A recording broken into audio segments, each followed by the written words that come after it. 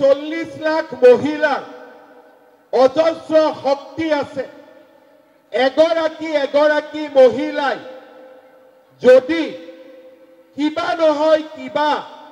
ব্যৱসায়ৰ লগত জড়িত হৈ পৰে আমাৰ অসমৰ গ্ৰাম্য অৰ্থনীতিৰ পৰিৱৰ্তন হ'ব আৰু তাৰ কাৰণে আমি চিন্তা কৰিছিলো যে আমাৰ ৰাজ্যৰ 40 লাখ মহিলা আত্মসহায়ক গোটৰ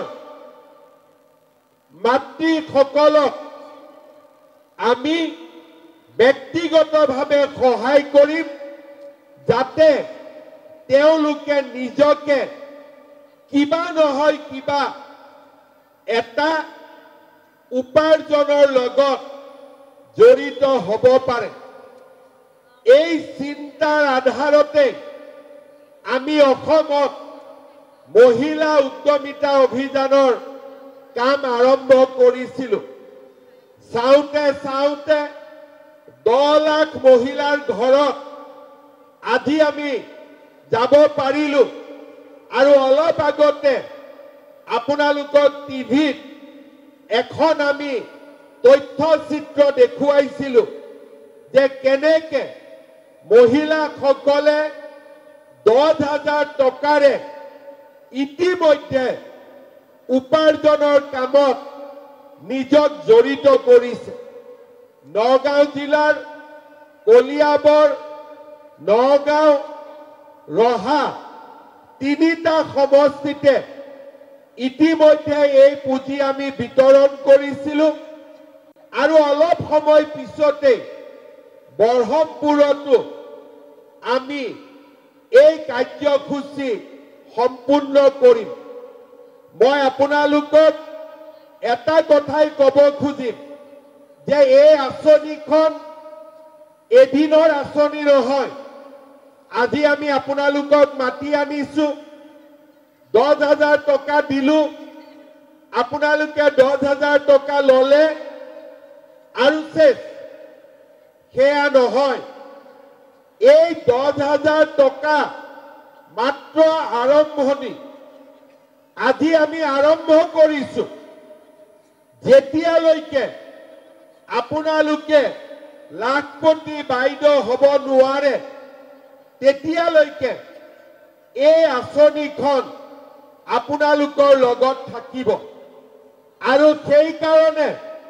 সকলো মহিলাক মই নিজে যিমান পাৰো সমষ্টিসমূহলৈ মই নিজে গৈছো আমাৰ মন্ত্ৰীসকল গৈছে আৰু আমি আই মাতৃসকলক বুজাইছো যে এই 10,000 টকা শেষ বুলি ধৰি নলব ই মাত্ৰ আৰম্ভণি ই আমাক বহু দূৰলৈকে লৈ যাব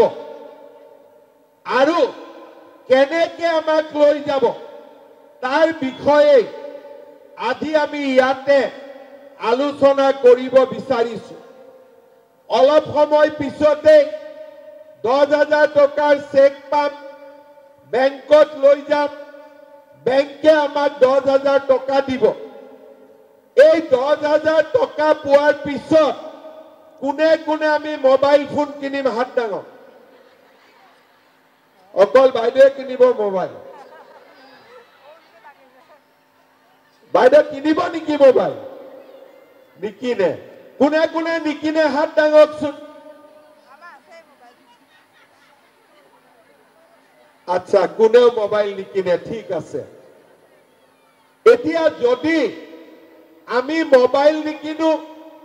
বিহু আহি আছে কাপোৰ নিকিনো আমি এই টকাটো ক'ত খৰচ কৰিম প্ৰথমতে 10,000 টকা লৈ আমি তিনটা কাম কৰিব পাৰো আজি যেনেকে ইয়াত আমি মহিলাৰ বজাৰ পাতিছো 4 গৰাকী মহিলাই লগ লাগি 40,000 টকাৰ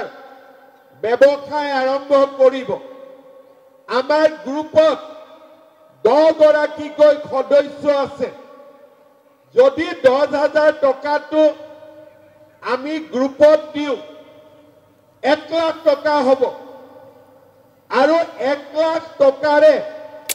আমি 10 গৰাকী মহিলাই লগ লাগি কিবা এটা ব্যৱসায় কৰিব পাৰো বা টকাটো সঞ্চয় কৰি যাক প্ৰয়োজন তাক আমি ব্যৱসায়ৰ বাবে 40-50 হাজাৰ টকা আমি লোন দিব পাৰো।